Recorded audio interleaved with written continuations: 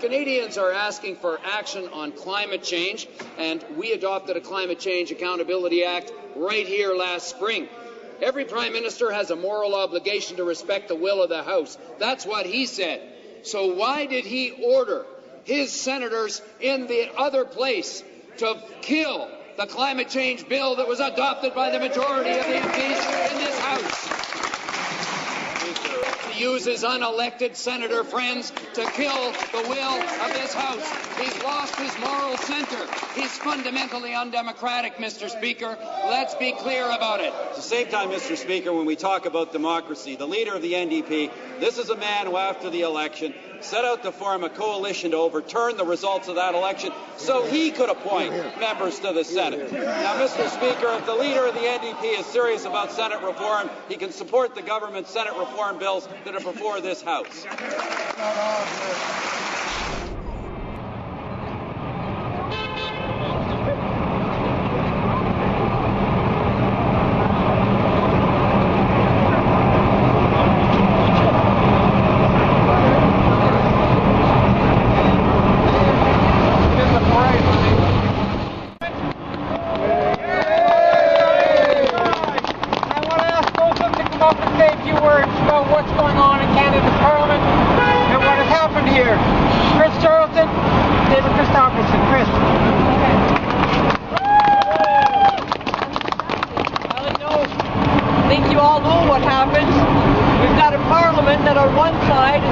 Dinosaurs.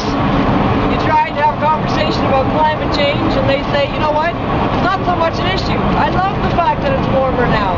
Don't you all just love the fact that we had a beautiful summer, a warmer fall? So how do you even engage in a conversation with them? So you do what you can do in Parliament. You work the democratic system, right?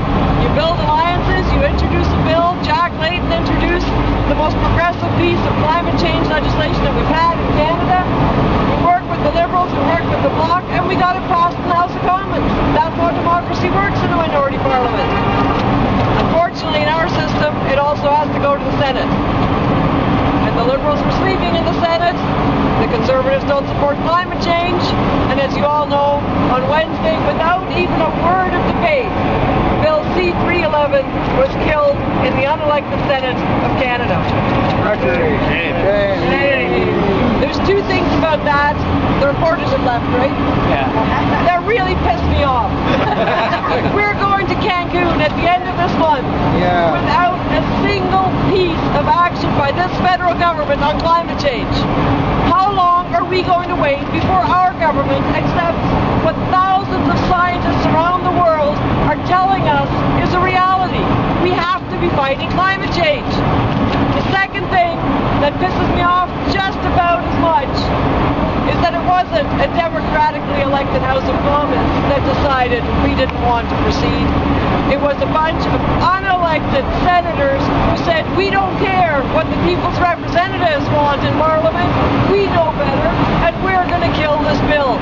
Both of those are completely outrageous, they're completely unacceptable, and I hope that when you go home today, you use your networks, use the social media, send a message to the Prime Minister and to every senator in this country saying, this isn't on, we need you to act on behalf of Canadians, and climate change is an issue that matters to us, it matters to our children, and it better matter to you. Thank you so much for being here. Well, I want to thank Dawn and all of you. I was telling Dawn I got the notice that you were holding this rally, and believe it or not, it revved me up even more. Because so often when you're the fourth party and having our philosophy, we get upset and are going crazy day after day, but like a tree in the forest, nobody seems to know what's happening. But this time they really touched a nerve, because it's two issues, and I think Chris encapsulated it perfectly.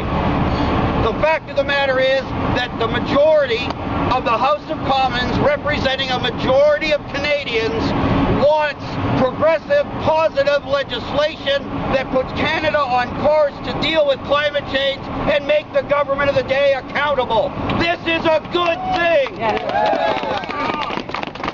The majority of Canadians back that approach and back that understanding. Twice, our elected House of Commons passed Bill C-311. Twice.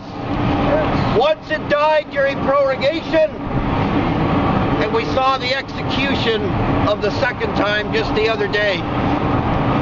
And not only are they unelected, and for somebody who's knocked on probably tens of thousands of doors to have the right to take my seat, as Chris has, to see unelected people, but it's worse than that. Some of those senators tried to be an MP and get in Parliament through the front door. Their constituents rejected them. They lost. So Harper brought them in to Parliament through the back door. And now they're sitting in Parliament. Oh, it gets worse. It gets worse. There were Conservative MPs who were elected and did their job, and the people passed judgment and said you didn't do a good enough job, and the Canadian people in that riding fired them. Harper put them in the Senate. Now I want to know, by any justification in this world, how a defeated MP with no mandate has the right to kill the will of Parliament, representing the will of the majority of Canadians. It's an outrage, and I'm so thrilled that you're here and that you're as angry as we are that our democracy is being stolen. Hey! There's two solutions, well, three, if you include proportional representation, which is one of the key reforms we need to bring democracy. But to the immediate problem, there are two solutions. Dollar expense we don't need.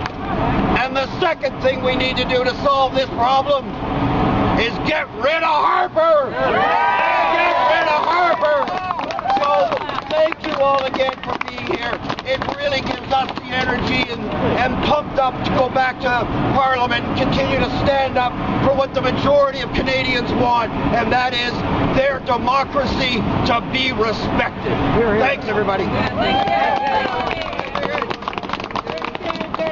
Thanks for standing up for us in Parliament. Anybody who isn't already on our 350 list, there's a sheet here. If you pass it around and give me a pound sign, give us your email or your phone number so we know how to get a hold of you.